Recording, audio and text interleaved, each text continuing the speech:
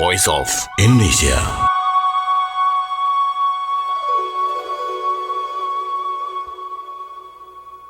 Hari ini pendengar, saya akan ngobrolin hal-hal baik nih tentang hubungan diplomatik antara Indonesia dan juga Kerajaan Arab Saudi dalam program Ranah Diplomasi. Dan kali ini narasumber saya adalah Dr. Abdul Aziz Ahmad selaku Dubes Indonesia untuk Arab Saudi.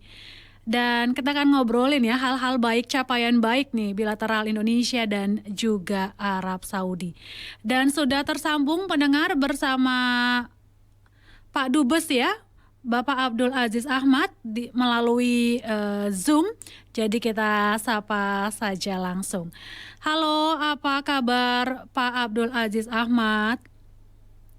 Baik, Mbak Dora ya. Iya betul Pak. Sehat ya Pak ya? Oke, ya.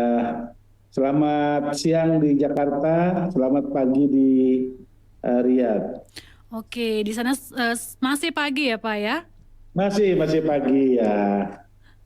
Semoga. Jam 12 juga masih pagi, nggak apa-apa. Oke. Semoga sudah sarapan nih Pak Dubes ya. Ya sudah, kalau sarapan biasa sebelum bekerja sarapan dulu.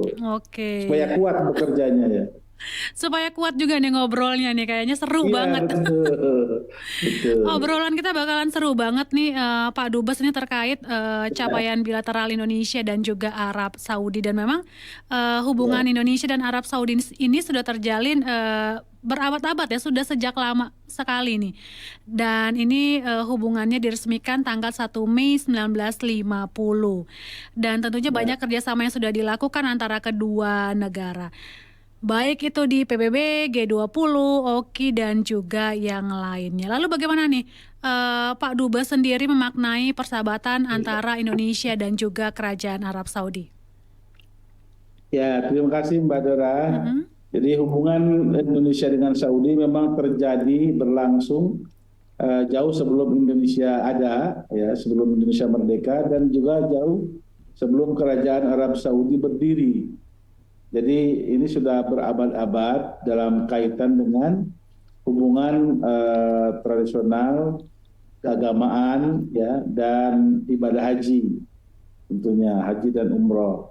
Nah itu memang sejak lama sekali, dan sebetulnya di masa lalu Mekah itu, terutama Mekah ya, Mekah dan Madinah sebetulnya menjadi pusat pencarian ilmu bagi ulama-ulama Nusantara, ya, yang datang ke sini dan pulang tuh mengembangkan ilmunya sebagai orang-orang alim, ya. Banyak sekali di antara yang berhasil menjadi ulama besar dan karyanya itu digunakan di sejumlah negara di dunia. Itu dapat kita sebutkan misalnya sebagai contoh Syekh Mahfud At-Tarmasi dari Termas, Jawa Timur, atau Syekh Nawawi Al-Bantani dari Banten. Itu menulis banyak sekali kitab yang digunakan oleh kalangan intelektual Muslim di hampir seluruh dunia. Tapi memang di akhir-akhir ini kita dikenal sebagai pemasok pekerja migran yang kurang memiliki keterampilan tinggi. Oleh karena itu kami berupaya agar hubungan kedua negara itu kita maknai dengan hubungan yang lebih lebih setara, ya, lebih setara, dan mungkin kita akan juga meningkatkan dan sudah melakukan langkah-langkah untuk peningkatan hubungan ini ke arah yang jauh lebih positif. Kedua negara pada saat ini sudah memiliki hubungan yang sangat baik, ya, terutama misalnya dengan kunjungan Presiden RI tahun 2015 ke Saudi. Kemudian terakhir di tahun 2023 malah sudah 3 kali, ya, pertemuan di sini bilateral tanggal 19 Oktober, kemudian ada KTT ASEAN GCC, negara-negara Teluk dan ASEAN, ya, hari berikutnya. Kemudian ada juga KTT luar biasa Oki. Jadi sudah 3 kali Bapak Presiden dalam 2023 ini mengunjungi Riyadh. Kemudian kita juga tahu bahwa Raja Arab Saudi sudah melakukan kunjungan ke Indonesia pada tahun 2017. Juga Perdana Menteri Perdana Menteri Arab Saudi juga menghadiri KTT G20 di Bali tahun 2022 dan banyak sekali pertemuan yang dilakukan di antara para menteri Indonesia dengan Saudi, dan itu akan insya Allah akan menjadi landasan bagi pengembangan yang lebih baik lagi ke depan di antara kedua belah pihak, termasuk diantaranya adalah pengiriman dosen dan juga kerjasama riset di antara beberapa universitas di Saudi dan Indonesia. Kira-kira begitu gambaran umum kita berupaya agar hubungan RI dengan Kerajaan Arab Saudi yang selama ini masih lebih banyak tradisional hanya untuk haji dan umroh, itu kita akan kembangkan dan juga mungkin ekspor impor minyak bumi BBM. Nah, kita akan tingkatkan ke arah yang jauh lebih konstruktif lagi di masa yang akan datang. Oke. Ya, Pak Dubes, terakhir kunjungan terakhir Presiden itu 11 November 2023, ada beberapa isu utama yang disoroti, baik itu juga mengenai Palestina, lalu ada pelayanan haji dan juga peningkatan perdagangan kedua negara. Mungkin kita bedah satu-satu nih, Pak Dubes ya. Ini mengenai peningkatan perdagangan kedua negara. Tadi sudah di-spill ini mengenai minyak bumi nih. Ini selain minyak bumi, apalagi antara Indonesia dan juga Arab Saudi, kita paling banyak ekspor apa nih, Pak Dubes, ke sana? Yang mungkin ingin saya sampaikan dulu begini, Saudi itu sekarang sedang menerapkan kebijakan visi 2030 Saudi. Nah, ini membuka peluang bagi perdagangan, investasi, dan lain-lain sebagainya ini. Jadi bukan hanya soal dagang dan investasi, tapi juga nanti soal budaya dan lain sebagainya. Begitu juga ada kebijakan melihat ke timur. Jadi melihat ke timur itu artinya berupaya untuk mengatasi ketergantungan kepada minyak bumi untuk pengembangan energi yang terbarukan, yang baru dan terbarukan. Tapi dalam konteks perdagangan kita dengan Saudi, terus terang harus kita akui bahwa volume perdagangannya masih sangat kecil. Tahun 2022 waktu kami datang ke sini hanya kira-kira 5,2 miliar dolar saja. Sekarang alhamdulillah sudah meningkat sampai ke 7, sekian miliar dolar. Meningkat kira-kira 35 sampai 40% perdagangan kedua negara tapi tetap kita minus 2 sampai 3 miliar dolar karena neraca perdagangan kita lebih banyak impor daripada ekspor. Impor kita minyak lebih banyak dari Saudi daripada ekspor kita ke Saudi. Tapi impor kita selain minyak juga ada bahan-bahan kimia turunannya.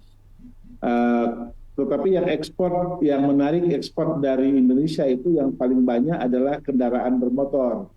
Nah, itu mobil Jadi tapi mobilnya masih bukan merek Indonesia itu. Masih merek Jepang gitu. Tapi tetap diproduksi di Indonesia. Dirakit dirakit dan diproduksi di Indonesia, masih lumayan gitu, ada pemasukan. Nah, selebihnya adalah rempah-rempah rempah-rempah kita diminati di sini dan cukup besar itu kira-kira 30% dari ekspor kita. Nah, selain itu juga ada CPO Nah, CPO ini punya kesempatan yang lebih besar untuk diekspor ke Saudi karena kebutuhan Saudi bukan hanya untuk di dalam negeri, tetapi mereka juga berkeinginan untuk menjadi hub, ya, disebarkan lagi ke negara-negara sekitar begitu. Jadi ini beberapa mata dagang ya yang dapat kita genjot begitu untuk dimanfaatkan di Saudi. Sekarang ini dalam konteks kendaraan misalnya ada kecenderungan orang Saudi menggunakan mobil-mobil kecil, ya. Kalau dulu memang kesenangannya mobil besar dan dengan energi yang juga besar gitu.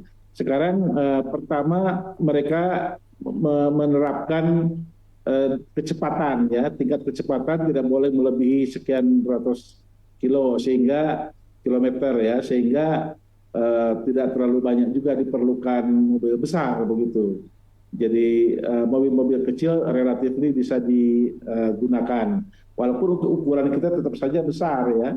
Kayak misalnya seperti Fortuner, ya, itu masih besar kita. Tapi di sini lebih besar lagi dari itu banyak. Itu GMC, ya, ada yang 350, yang 400, kadang-kadang ada juga yang sampai 5.000 cc, ya, gitu. Okay. Nah sekarang tapi ada kecenderungan itu mengecil begitu, sehingga kemungkinan ekspor kendaraan dari Indonesia, walaupun bukan merek Indonesia begitu, masih sangat terbuka lebar.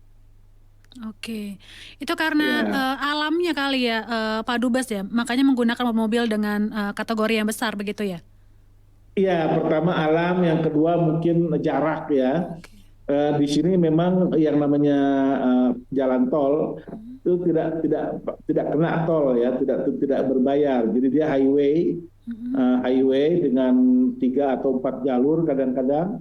Gitu, dan itu tidak berbayar dan mulus gitu, sehingga mulus dan lurus, ya, tidak banyak yang belok-belok kecuali di daerah tertentu, misalnya di Taif, ya, memang bergunung-gunung.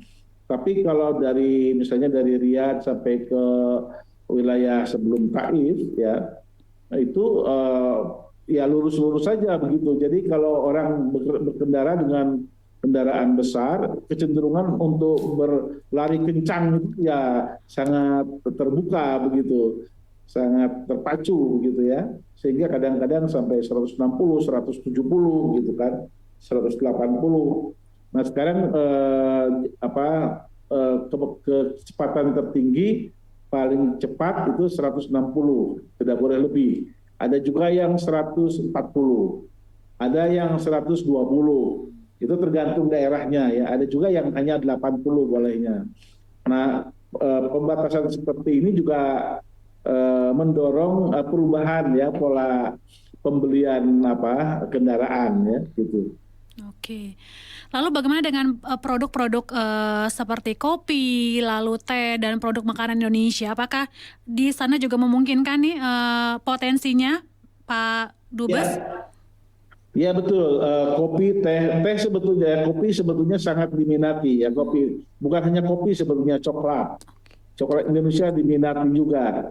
Jadi kopi yang sekarang ini beredar itu lebih banyak kopi dari negara-negara Afrika, karena kuantitasnya banyak dan kemudian harganya relatif rendah. Tapi ya tentu saja kualitasnya juga tidak sebaik kopi Indonesia.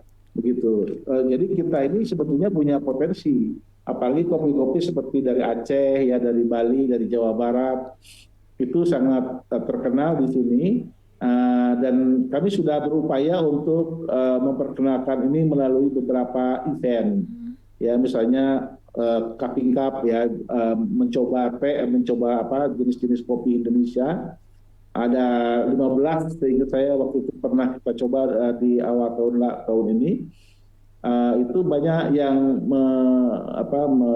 menyenangi kopi dari Aceh, ya, khususnya dari Gayo, ya, kemudian kopi dari Bali, khususnya Bali Kintamani, dan juga kopi dari Jawa Barat, ya, khususnya Jabar Prenger.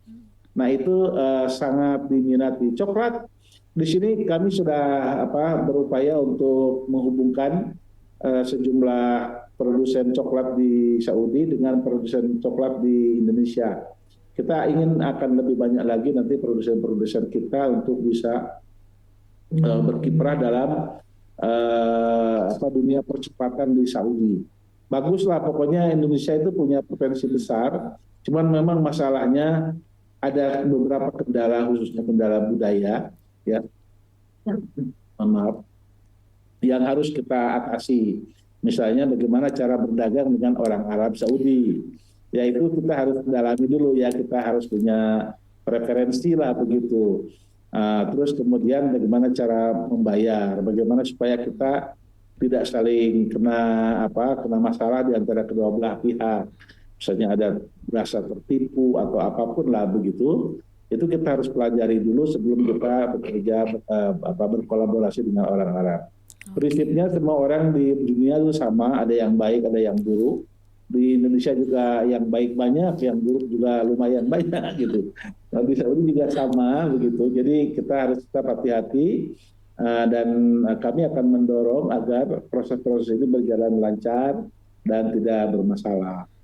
Oke, dan menarik juga ini berbicara mengenai pariwisata nih, Pak Dubes. Karena Indonesia kan juga menjadi rujukan untuk wisata halal begitu ya.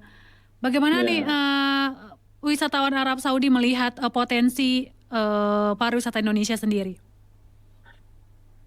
Terus terang harus diakui ya bahwa pemasaran pariwisata kita itu masih sangat kurang sekali gitu, sehingga di sini lebih dikenal negara-negara tetangga kita daripada kita. Jadi kalau misalnya saya datang ke mall gitu pakai peci seperti ini gitu, saya akan disangka dari negara tetangga. Jadi yang pertama ditanya itu apakah Anda dari negara itu gitu ya. Nah, saya bilang saya dari negara tetangganya begitu.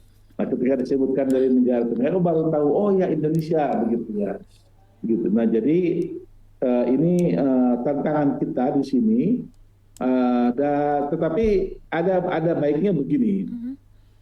Ketika tahun 2022 kemarin ada summit G20 di Bali, itu ternyata gaungnya di sini luar biasa.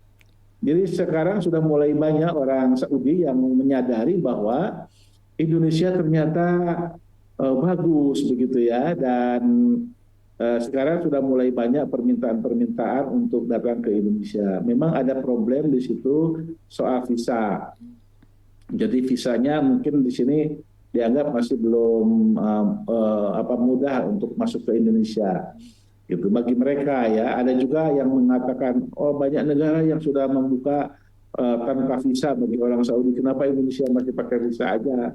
Gitu. Saya bilang itu kan resiprokal aja, saling ini.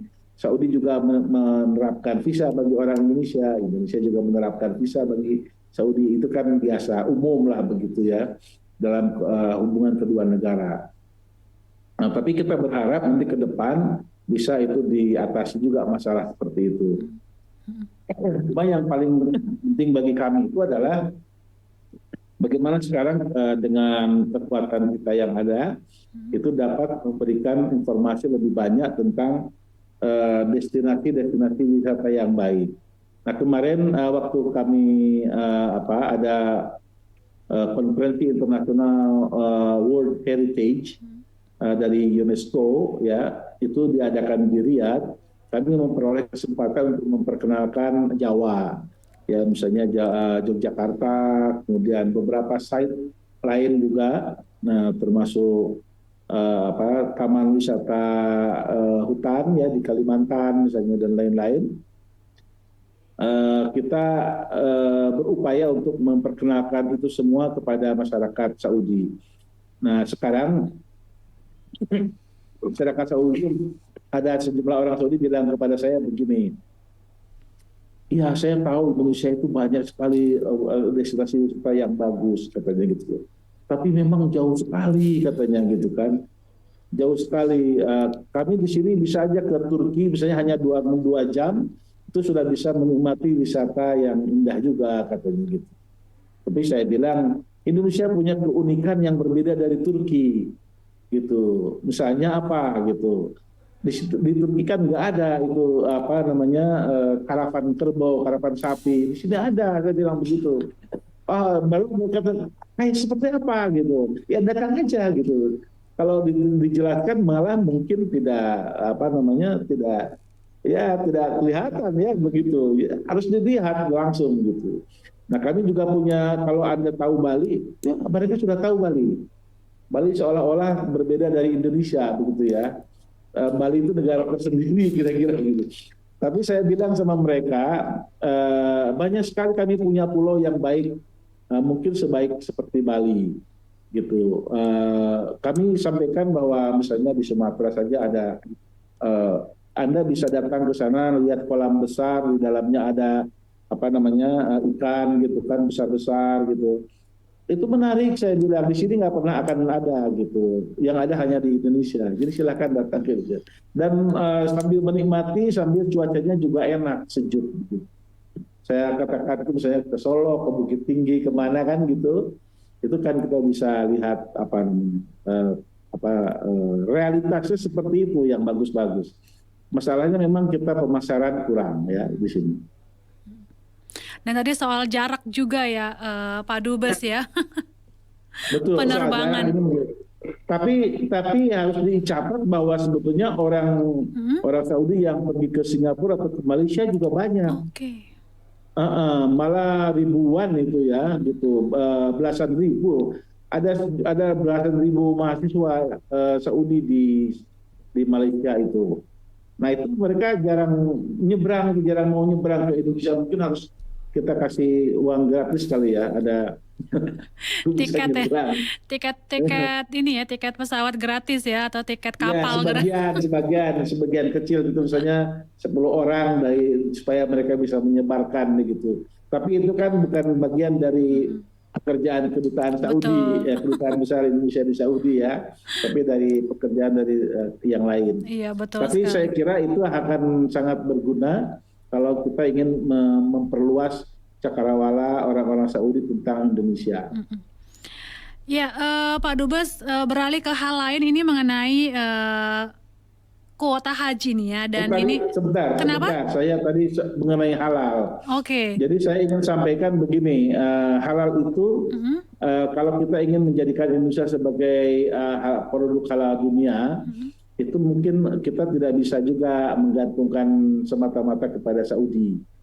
Ya, Saudi sekarang sudah ada kerjasama yang sudah ditandatangani antara Saudi di dalam SFDA namanya, Saudi Food and Drug Authority, dengan BPJPH dari Kementerian Agama dan juga BP POM.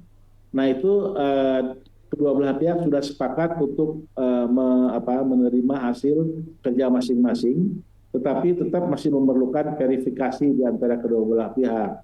Jadi belum otomatis mutual recognition gitu, saling pengakuan. Nah ini harus kita lanjutkan tahap itu sampai pada tahap di mana misalnya apa yang dinyatakan halal oleh BPJPH juga diterima oleh Saudi dan dinyatakan sehat oleh BP POM langsung bisa diterima di Saudi.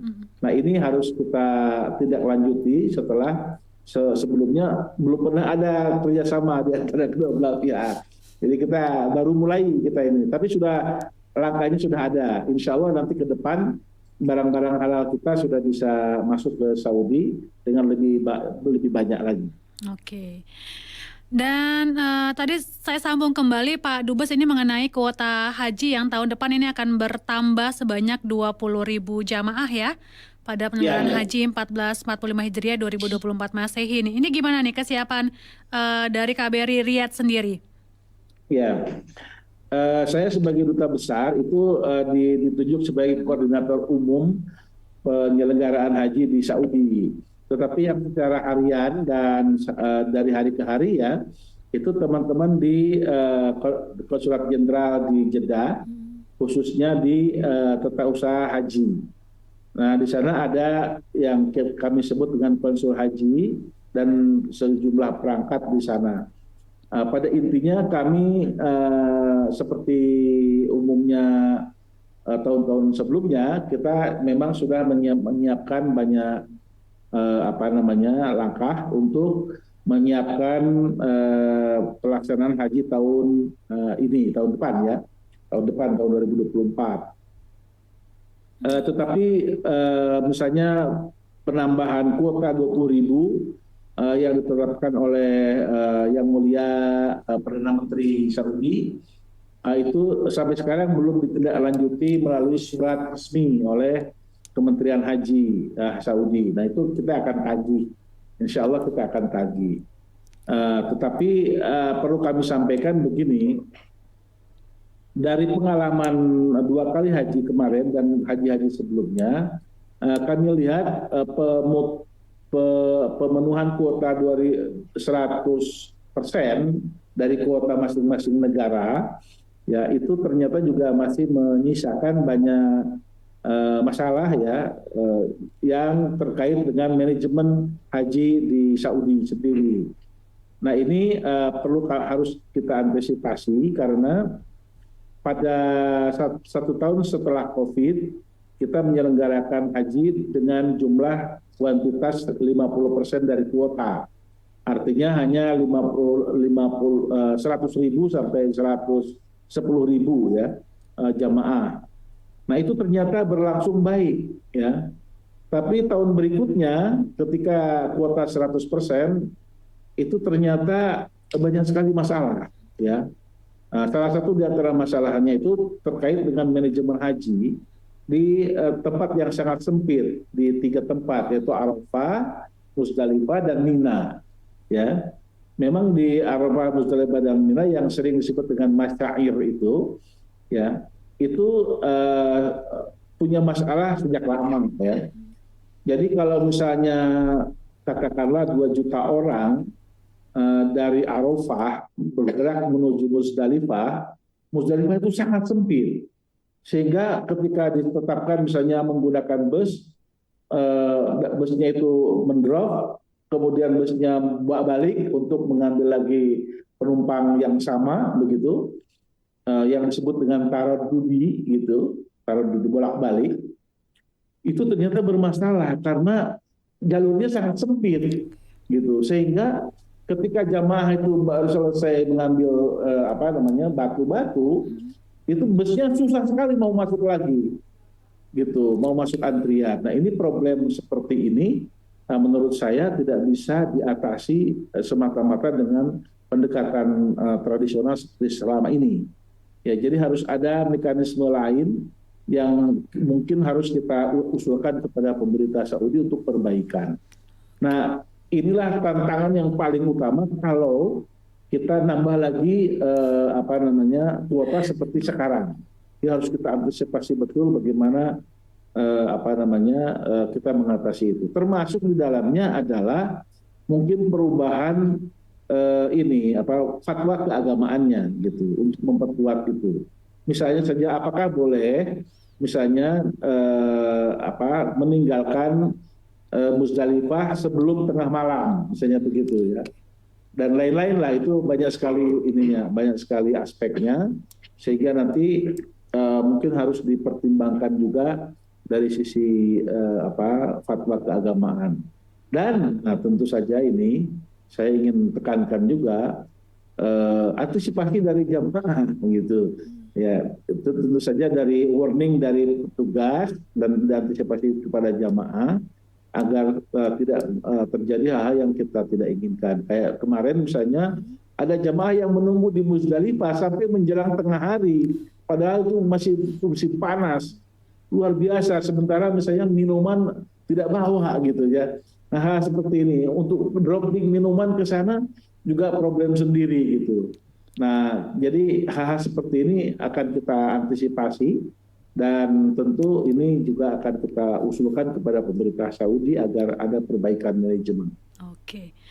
Ya, semoga nanti meski ada tambahan 20.000 jamaah di tahun depan ini bisa berjalan dengan baik ya untuk penyelenggaraan haji di 2024 nih Pak Dubes. Ya. Pak Dubes, mohon maaf sekali karena waktu yang sangat terbatas ini, padahal masih banyak lagi nih hal-hal yang ingin diperbincangkan mungkin di lain waktu ya Pak Dubes ya. Dan terima kasih untuk waktunya, sukses terus nih ya untuk kegiatan di KBRI Riyadh sendiri dan teman-teman di sana. Salam untuk teman-teman di sana Pak Dubes, sehat selalu. Ya, terima kasih. Assalamualaikum warahmatullahi wabarakatuh. Waalaikumsalam warahmatullahi wabarakatuh. Ya, mendengar Voice of Indonesia, demikian tadi bincang-bincang hangat saya dengan Dr. Abdullah Aziz Ahmad selaku Dubes RI untuk Arab Saudi. Ini terkait capaian bilateral Indonesia dan Arab Saudi. Voice of Indonesia.